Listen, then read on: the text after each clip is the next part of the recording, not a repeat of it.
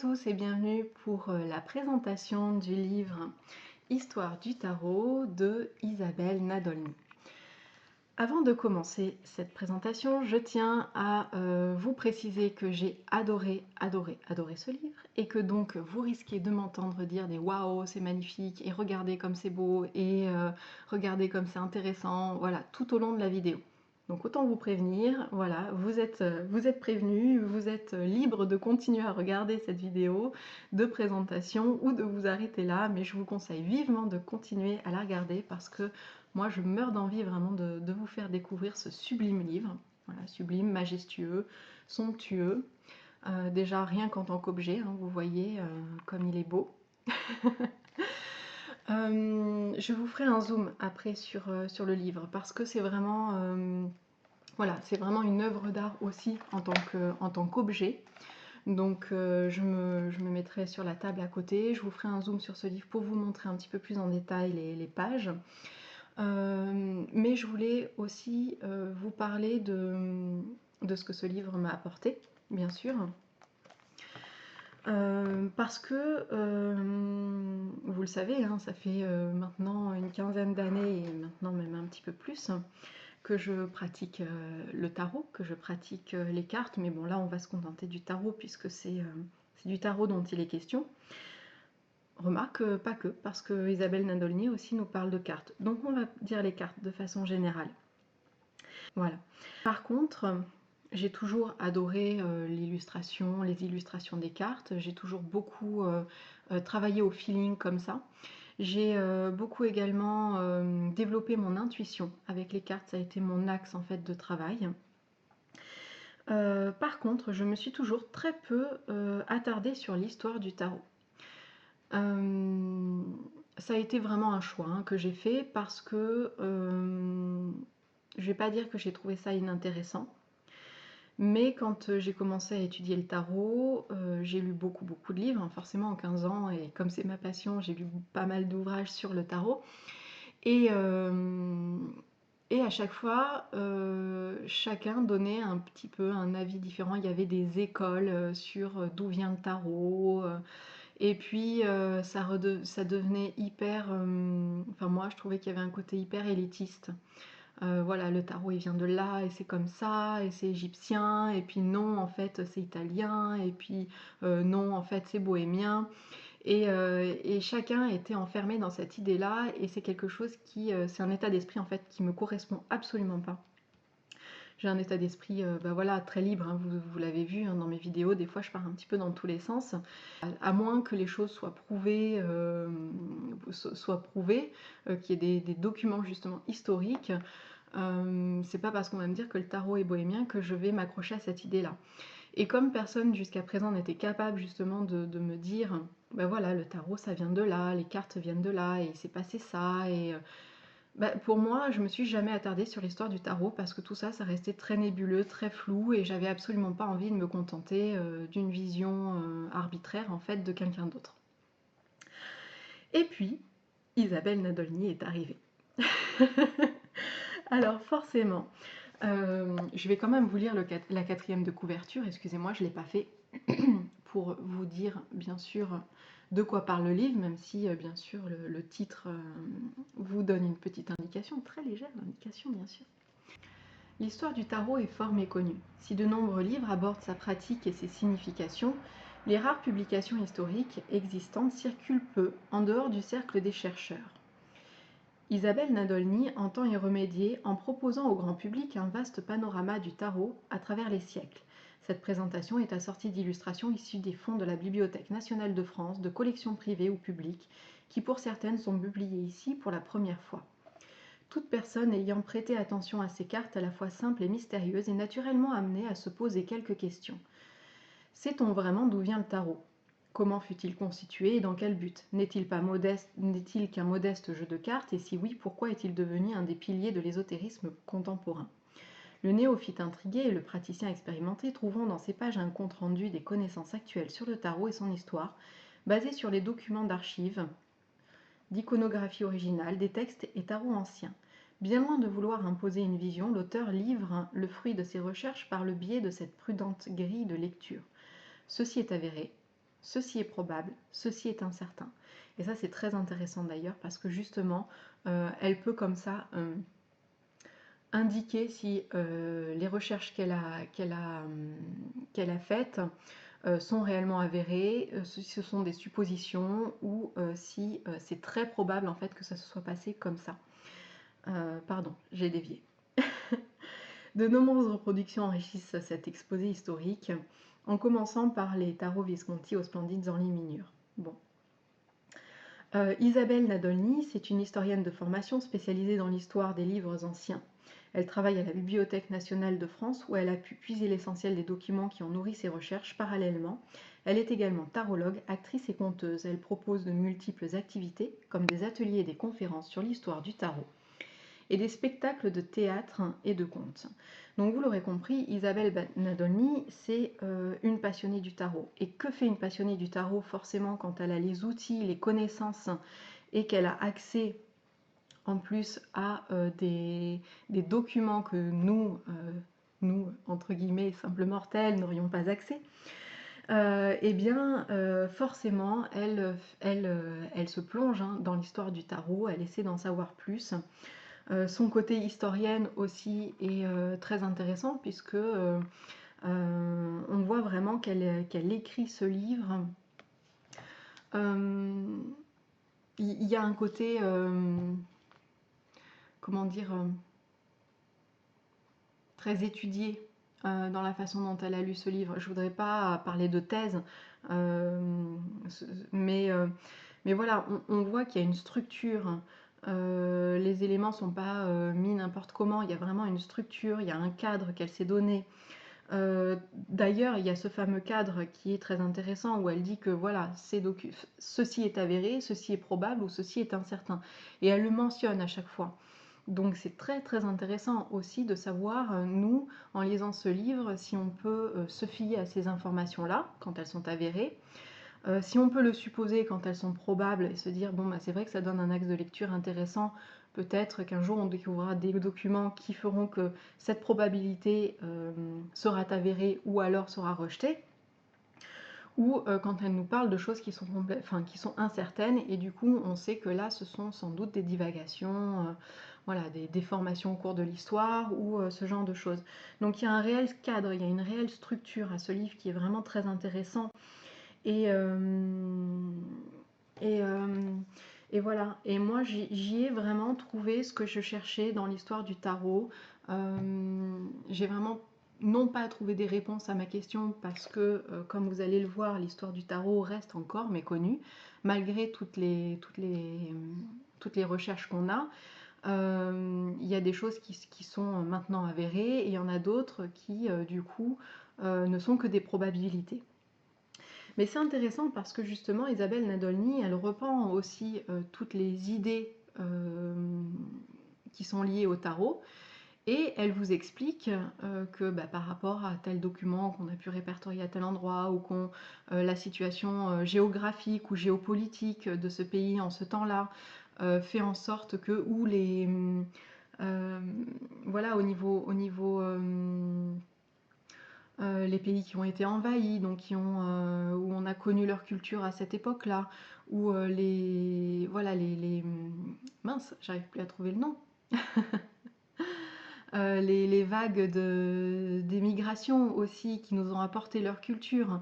Voilà, tout ça se mélange aussi, et à travers en fait tout ce contexte géographique, géopolitique, historique, elle arrive justement à prendre les différentes suppositions aussi d'où viennent le tarot, et puis vous expliquer que c'est possible que ça vienne de là, c'est probable, là c'est avéré, là on retrouve des traces de ça.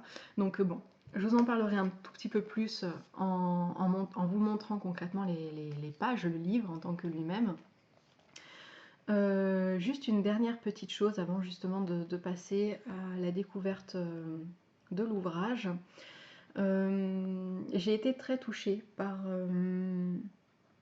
Isabelle Nadolny, non pas à travers ce livre, parce qu'elle est très voilà, elle nous expose des faits, hein. Elle fait pas une interprétation personnelle, elle nous expose vraiment quelque chose, donc ça reste très concret, très terre à terre. Mais avant de lire ce livre, j'ai vu deux conférences, pas des conférences, ce sont des interviews d'Isabelle Nanolny, que je vous mets en barre d'infos, juste en dessous, donc n'hésitez pas à cliquer. Ce sont, pour aller plus loin d'ailleurs, pour découvrir aussi Isabelle Nadolny et j'ai adoré ces deux interviews, vraiment. Il y en a une où elle nous parle du fou et du carnaval, et surtout de l'image du fou. En plus, c'est une image qui, moi, me parle énormément, comme vous le savez. Donc voilà, j'ai trouvé ça absolument passionnant. Ça permet aussi de découvrir Isabelle Nadolny. Et voilà, donc n'hésitez pas à cliquer en barre d'infos. Et puis moi, je vous retrouve tout de suite, justement, pour vous montrer ce magnifique, magnifique livre. Donc on se retrouve pour la seconde partie, entre guillemets, de ce livre Histoire du tarot d'Isabelle Nadolny. Donc voilà le précieux, le magnifique et l'incroyablement beau livre d'Isabelle Nadolny. Dites-le moi si j'en fais trop, bien sûr. Non, on n'en fait jamais trop quand on aime. Et vous l'aurez compris, j'aime. Voilà, donc aux éditions Trajectoire, je ne sais pas si je l'avais précisé tout à l'heure. Vous voyez d'ailleurs, il y a des dorures aussi sur la couverture du livre. Vous voyez, hein, c'est un beau livre, un gros livre. D'ailleurs, il fait combien de pages? J'ai oublié de vous le dire. 270 environ. Voilà. Donc, on va regarder un petit peu tout ça ensemble. Vous avez l'histoire du tarot. Je voudrais que vous voyez bien toutes les illustrations. Je vais dézoomer un tout petit peu. Voilà, donc vous avez l'introduction. À chaque fois que des illustrations vous sont présentées sur le livre, vous retrouvez toujours en aparté les références de l'illustration. Donc là, par exemple, c'est le tarot de la collection Rothschild, c'est l'empereur, et que vous retrouvez au musée du Louvre, et qui a été réalisé en Italie du Nord à la fin du XVe siècle. Voilà, donc vous retrouvez à chaque fois, hein, c'est les références de ce que vous voyez aussi, des images que vous voyez dans le livre. Donc voilà, donc il y a une introduction. Ensuite, elle nous parle de l'histoire du tarot, comment le jeu de cartes s'inscrit dans l'histoire et comment ensuite le tarot aussi s'y inscrit. Donc comme je vous le disais, ce qui est intéressant, c'est qu'elle retrace l'histoire du jeu et aussi de notre rapport au jeu, enfin du rapport des gens de l'époque au jeu, comment ils jouaient, à quoi ils jouaient. On voit qu'il y a des décrets royaux qui ont été mis en place pour justement minimiser un petit peu le jeu. Donc c'est intéressant parce que c'est grâce à ces décrets aussi qu'elle arrive justement, Isabelle, à trouver quand est mentionné le tarot, où ça a été mentionné. Donc elle retrace voilà, l'histoire un petit peu des jeux de cartes.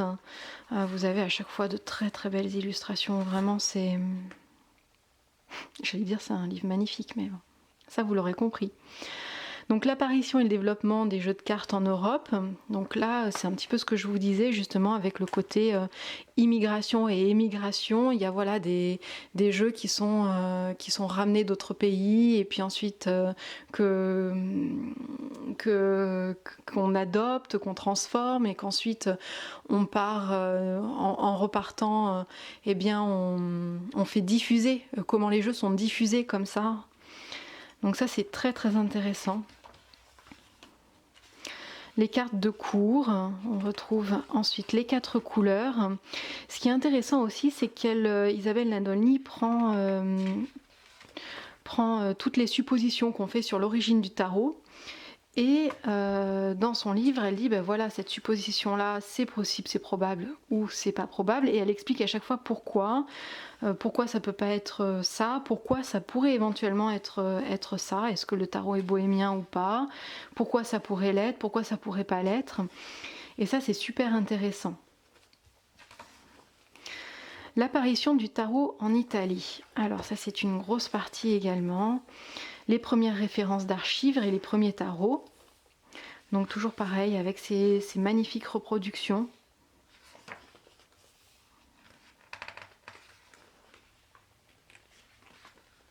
c'est un livre qui se lit autant qu'il se feuillette. Et ça, j'ai beaucoup aimé. D'ailleurs, avant de commencer à le lire, j'ai passé un certain temps juste à regarder les images. Et après, j'ai beaucoup aimé justement après me plonger dans la lecture du livre, après justement avoir fait cette découverte visuelle dans un premier temps. Alors, dans quel contexte est né le tarot ? J'ose pas trop vous en dire parce que je voudrais pas non plus vous révéler des choses que vous pourriez justement apprendre en lisant le livre. Je trouve ça sympa de faire votre propre découverte en lisant ce magnifique livre. Les premiers éléments d'interprétation et de symbolique.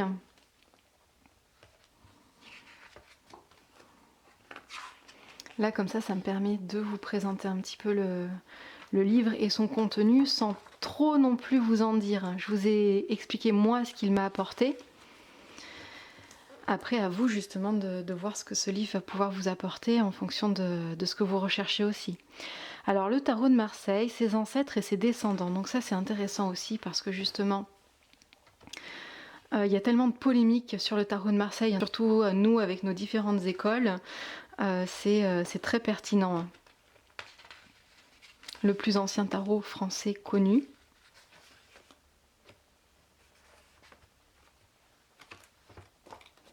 Hop, je vous montre un petit peu. Le siècle des tarots de Marseille. Avec le tarot de Jean-Pierre Payen, le tarot d'Odal, le tarot de Pierre Madenier, la vie quotidienne des quartiers français sous l'Ancien Régime, de très nombreux tarots de Marseille, et oui. Là, vous avez de belles reproductions justement des différentes cartes. Les tarots de Marseille sont loin d'être les seuls tarots anciens.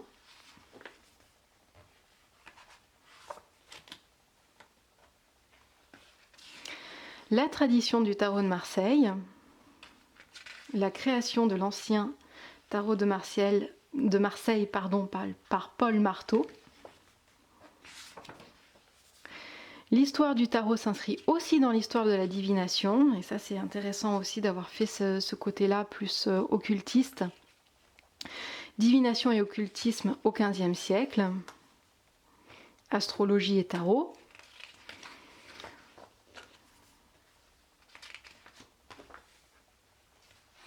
Alors, elle nous parle aussi de l'alchimie, de la naissance du tarot divinatoire, de la franc-maçonnerie. C'est dans toute cette partie-là vous allez retrouver tout ce qui est franc-maçonnerie, tout ce qui est courte de Guébelin, etc. Donc très très intéressant. Et je voudrais vous montrer aussi, je vous le passe assez vite parce que déjà en vous disant un petit peu tout ça, je voudrais vous retrouver tout le passage justement qui vient juste après. On a quand le tarot devient occulte avec justement la Kabbale, Oswald Wirth, je ne sais pas exactement comment on le prononce, Papus bien sûr, les traditions ou la tradition anglo-saxonne avec le tarot Rider-Waite, et après ce que j'ai trouvé très intéressant, c'est que dans le chapitre 5 on a une petite histoire des arcanes majeures, comme c'est si bien les raconté Isabelle Nadolny, et justement on retrouve à chaque fois une page sur les 22 arcanes majeures, avec à chaque fois présenté de la même façon. Vous voyez par exemple ici le fou, ici la papesse. Vous avez les différentes dénominations. Autre rang occupé dans le tarot, puisque les cartes de tarot n'ont pas toujours été à la même place. Donc ça c'est intéressant aussi pour les puristes qui nous disent que la justice c'est absolument à cette place-là, et le fou absolument à cette place-là, ou la force absolument à cette place-là. Eh bien non, pas forcément, puisque ce sont des places qui ont évolué au fur et à mesure de l'histoire. Donc finalement c'est intéressant aussi quand les jeux adoptent des places un petit peu différentes, parce que peut-être que ça veut symboliser quelque chose de différent aussi. Donc il faut rester ouvert toujours à cette éventualité de changer aussi de temps en temps, de faire des petites modifications d'emplacement de cartes pour symboliser quelque chose aussi, ou mettre l'accent sur quelque chose que le créateur a voulu mettre en avant. Alors, étymologie et signification du mot mat. À propos du mat, signification divinatoire par rapport par exemple à Courte de Guesbelin. Donc à chaque fois elle reprend justement, vous voyez par exemple par rapport à Papus, qu'est-ce que Oscar Worth a voulu en dire, qu'est-ce que Paul Marteau a mis dans son mat comme interprétation, et c'est très intéressant voilà, d'avoir les différentes interprétations des différents créateurs aussi de jeux. Et on a ça pour toutes les cartes. Voilà, donc après on arrive au monde.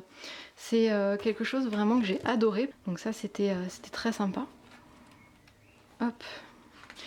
Et vous avez bien sûr, pour en savoir plus, tout un tas de références que vous pourrez découvrir.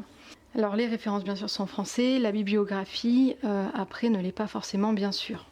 Voilà. Et des sites, des blogs et des bases de données. Donc ça j'ai trouvé ça aussi génial.